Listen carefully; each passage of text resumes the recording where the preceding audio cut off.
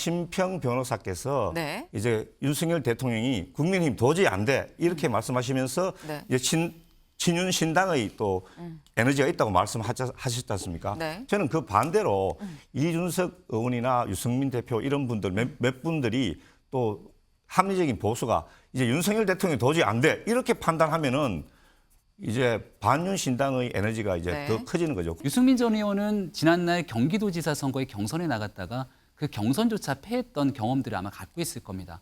이준석 전 대표는 노원병을 지역구로 두고 있지만 노원에서 제대로 활동하지 않는 것 아니냐라고 하는 지적들이 벌써 오래전부터 흘러나왔고요.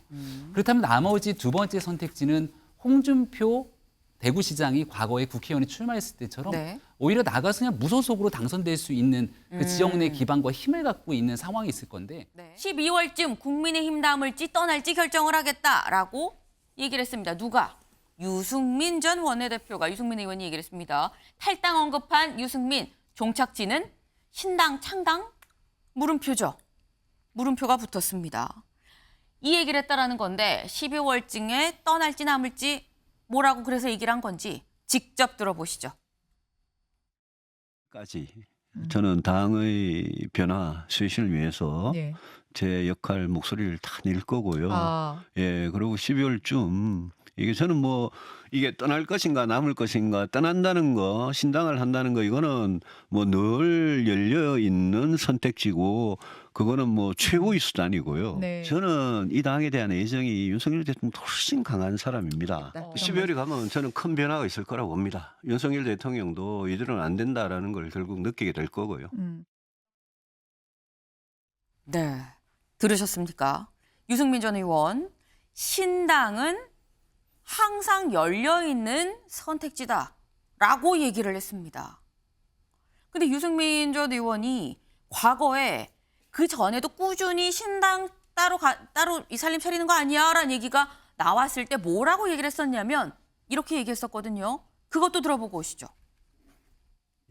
신당 생각 없습니다. 저는 국민의힘 안에서 지금 국민의힘이라는 우리나라 보수 정당이 정말 국민들한테 외면을 받고 신뢰를 못 드리고 있는데 유일하게 먹고 사는 게 이재명 대표의 어떤 사법 리스크 가지고 먹고 사는데 그래서는 안 된다고 생각합니다. 당이 아니 근본적으로 국민들한테 보수 정당이라는 이런 거다라는 거를 좀 자신 있게 보여드릴 수 있는 그런 모습이 됐으면 좋겠어요.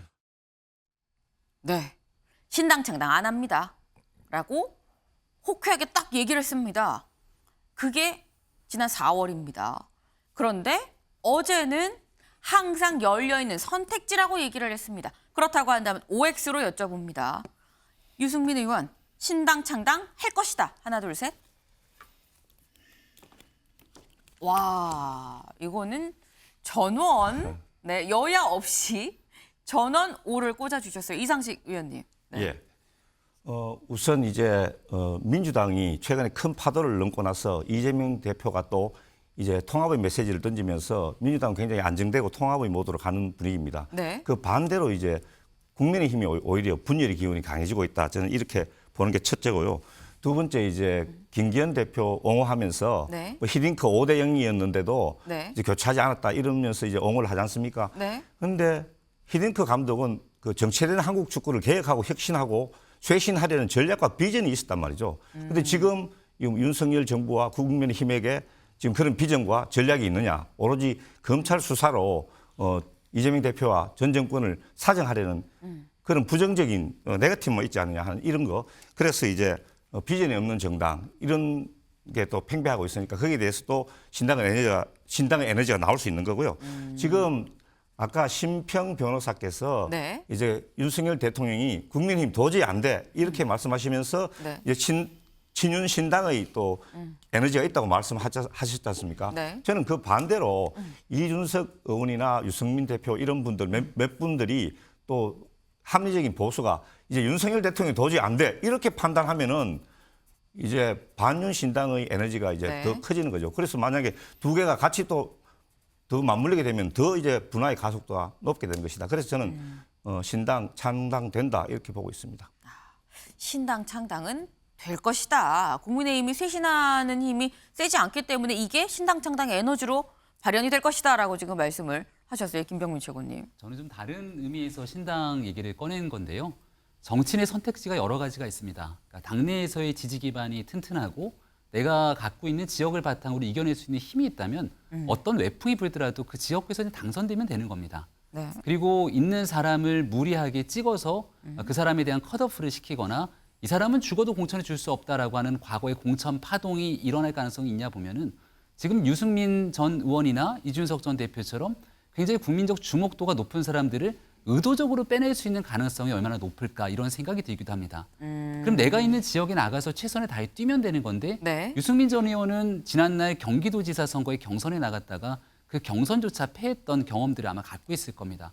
이준석 전 대표는 노원병을 지역구로 두고 있지만 노원에서 제대로 활동하지 않는 것 아니냐라고 하는 지적들이 벌써 오래전부터 흘러나왔고요.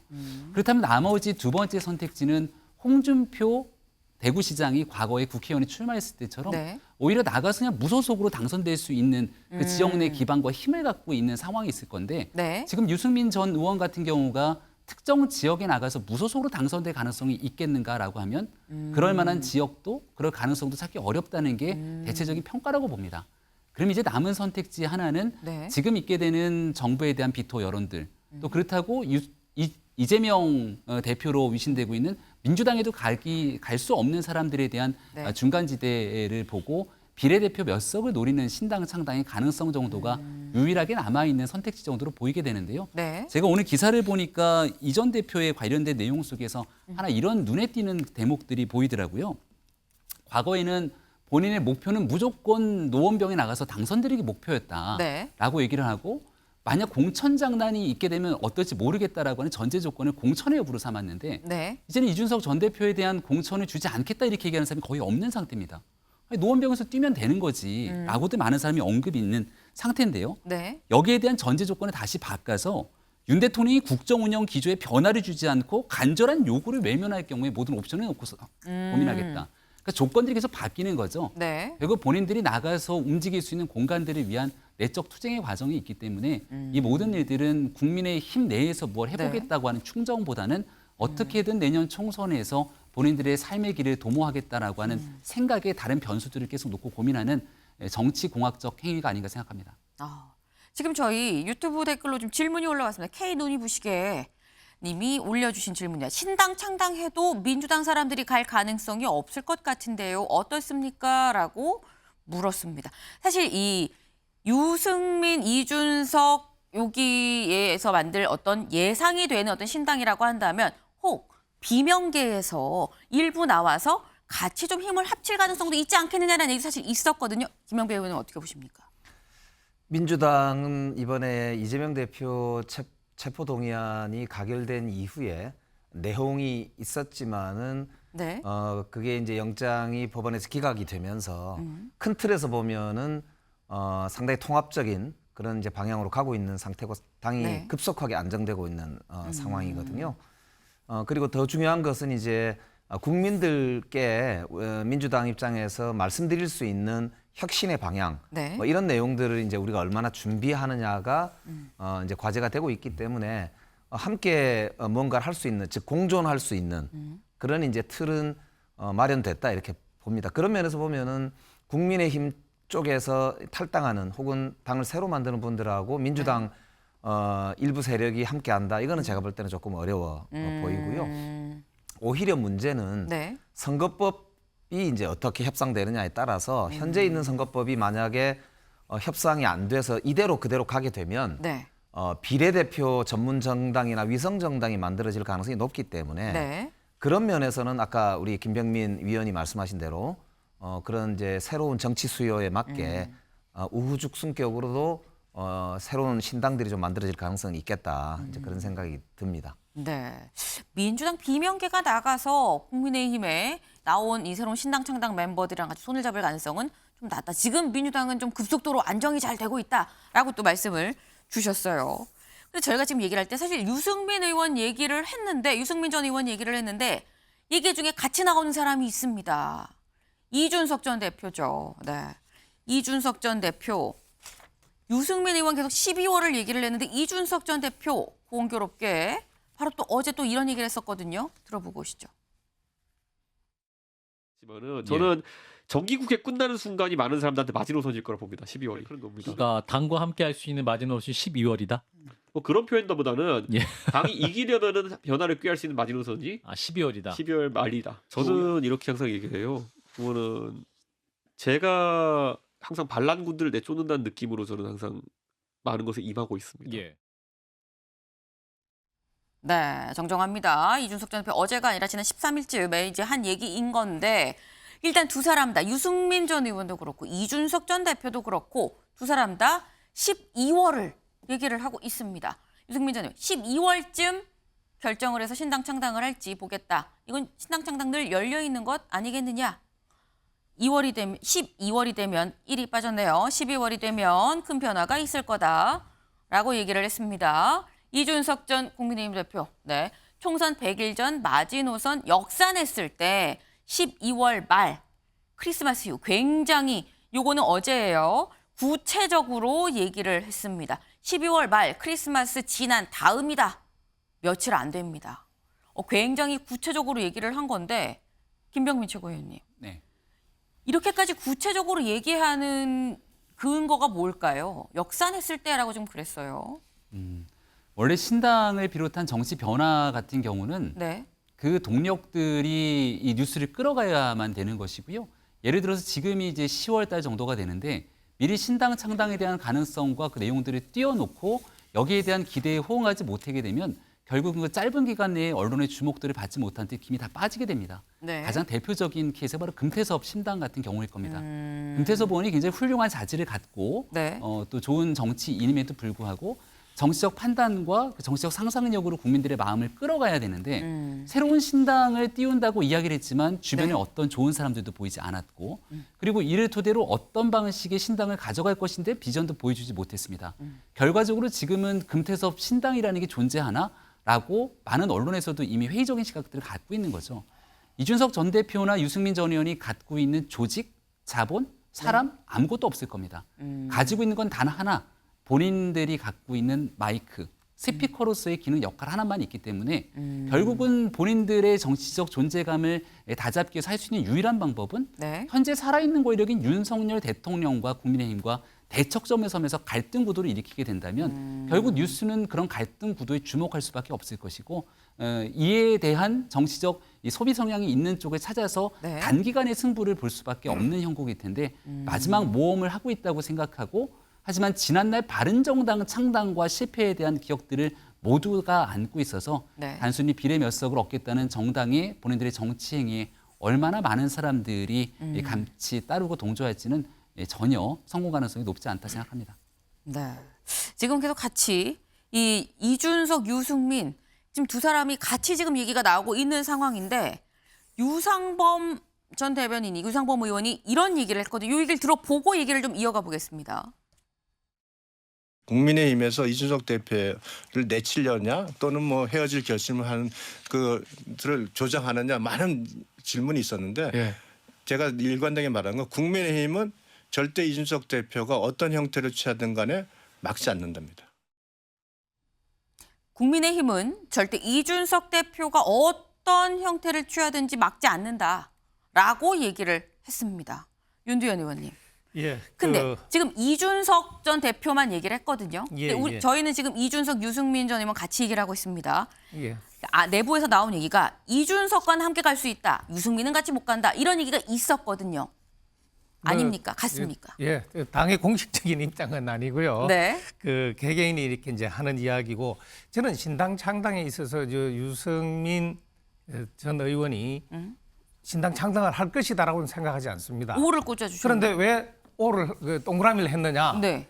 신당 창당을 하게 될 것입니다. 할 것과 하게 될 것의 차이는 무엇이냐? 원치 않았지만 떠밀려서 하게 그렇죠. 될 것이다. 자, 이 유승민 전 의원이 당에 네. 원하는 자기의 공간이 있습니다. 그 공간을 당에서 줄 수 있느냐? 네. 당에서 판단할 때는 너무 큰 것을 달라 그럽니다. 아까 전 무슨 이야기를 했느냐? 윤 대통령보다 당에 대한 충정이 자기가 더 크다고 이야기를 합니다. 네. 어떻게 이걸 판단해요? 자기 중심적이죠. 그러면 그런 상황에서 당에 들어와서 자기가 옳다고 생각하는 것을 막 고집을 했을 때 당이 과연 화합이 되겠냐 이거예요. 그러니까 유승민 전 의원이 원하는 것을 줄 수 없기 때문에 네. 요구가 너무 클 것이라고 저는 판단하기 때문에 줄 수 없기 때문에 신당을 할 수밖에 없을 것이다라고 이야기를 했고 네. 그다음 이 히딩크 이제 5대0 이야기가 나왔으니까 네. 잠시 이야기를 하면은 비전과 전략이 있었다. 그런데 그때 왜 퇴진 이야기가 언론에 보도됐을까요? 몰랐기 때문에. 비전을 몰랐기 히딩크의 때문에. 비전 그리고 역량에 대해서 네. 몰랐기 때문에. 네. 그러면 똑같은 논리로 김기현 대표에 대해서도 그런 시각으로 보라. 그래서 알맹이 지금 이제 외형이 바뀌었잖아요. 그럼 알맹이 어떻게 바뀔 거냐라는 것은 이제 곧 나타날 것이다. 그래서 미리 예단을 하고 보지 말자라는 말씀을 드립니다. 특히 드린 질문은 사실 그거였었어요. 이준석 대표와 유승민 전 의원이 국민의힘에서는 같이 패키지인 것이냐. 이준석 전 대표는 뭘 하든 막지 않는다라는 입장이 국민의힘 입장이라고 한다면 유승민 전 의원 좀 다른 거냐.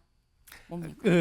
그거는요. 두 사람을 한 집단으로 묶어서 볼 이유가 없는 거죠. 네. 그러니까 둘이 묶어서 똑같이 하겠다라고 생각하는 것 자체가 필요 없는 생각이다.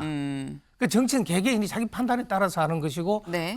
그리고 미묘한 차이도 있습니다. 그럼 당이 아까도 이야기한 것처럼 환경에 대해서 어떻게 그 개인이 적응을 할 것이냐. 네. 다시 말해서 당이 배려했을 때 만족할 것이냐 안 할 것이냐는 그 개개인에게 달린 것이지. 뭐 이게 아무 건 없어 둘이 합쳐서 어떻게 하라 이런 이야기는 하지 않습니다. 그래서 한 세트다 그런 이야기 할 필요가 없는 부분이다라고 생각합니다. 네. 사실 그 같이 묶어서 굳이 생각할 필요가 없는 거 아니냐라고 지금 말씀을 주셨는데 제가 지금 이준석, 유승민 두 사람 얘기를 했죠. 근데 일각에선 홍준표 대구시장은 같이 갈 수 있는 거냐라는 말도 나옵니다. 요 얘기 관련 목소리 직접 들어보고 다시 돌아올까요? 자, 윤석열 대통령, 이준석 전 대표, 유승민 전 의원하고는 같이 못 갑니까? 저는 그 같이 간다는 거 불가능하다고 생각합니다. 그래요? 예. 홍준표 대구시장은요? 그분은 이제 뭐 그 자신의 이해관계에 따라서 예. 필요할 때는 뭐 윤 대통령한테 그 잘 하시고 또 그렇지 않으면은 또 바로 비난하시죠. 기본적으로 이런 분들이 기존의 국힘당을 이 움직여온 분들이 윤 대통령에 대해서 갖는 어떤 정치 신인에 대한 어떤 그 폄하의식, 그것이 될 리가 없는 것 같아요. 그래서 윤 대통령을 봐서는 좀 정리하고 싶은 그런 마음이 얼마나 많겠습니까? 예.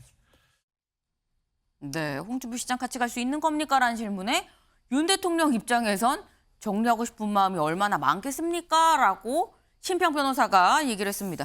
심평 변호사 조금 전에 또 다른 언론 인터뷰에서 이준석, 유승민 의원은 당에서 영혼이 떠났다라는 얘기를 또 했다는 보도도 지금 나오고 있는데 이 홍준표 시장에 대해서는 아마 윤 대통령이 좀 정리하고 싶을 거다라고 지금 얘기를 했습니다. 김병민 최고위원님. 네. 심평 변호사의 얘기 어떻게 보십니까? 홍 시장 같이 갈 수 있는 거냐? 어떻게 보세요? 홍준표 시장은 이 당을 떠난 적이 없는 사람 아닙니까? 그러니까 홍준표 시장이 수차례 언급했을 때도 다른 사람들이 다 떠나가도 나는 이 당을 지켰던 사람이다 이렇게 얘기를 했고요. 네. 다만 지난날 수해 골프에 관한 문제 때문에 당원권 정지가 일부 돼 있어서 당에 대한 불편한 감정이 있을 것으로 압니다. 하지만 홍준표 전 시장이 만약 이 당의 기본적인 공간들을 버리고 떠나가게 된다면 그 바깥 진영에서 홍준표 전 시장이 움직일 수 있는 일이 아예 없을 거라 판단하고 또 한 번 그렇게 버리고 도망간 사람들에 대한 배신자라는 낙인을 가장 오랫동안 찍어왔던 용어 사용이 바로 네. 홍준표 시장을 통해서 나타났던 점들을 아마 모를 리가 없을 겁니다. 그래서 지금은 홍준표 시장이 때로는 이준석 전 대표와 티키타카를 하지만 결국 이준석 전 대표 쪽에서 목소리를 좀 많이 내면서 윤석열 대통령과 거리가 있는 것으로 비춰지기 때문에 뭔가 다른 길을 모색하지 않을 거냐라는 상상력들을 발휘하는 것 같지만 그렇게 나가서 제대로 된 본인이 대구시장이라는 광역단체장으로 있기 때문에 핵심 플레이어로 정치 활동을 할 수가 없습니다. 할 수 있는 유일한 방법은 SNS에 글 정도 쓰는 상황일 텐데요. 네. 이런 본인이 직접 뛰지도 못하는 공간에 자신의 정치 생명을 걸 정도로 어리석은 분이 아니기 때문에 나갈 가능성은 거의 없다고 봅니다. 네.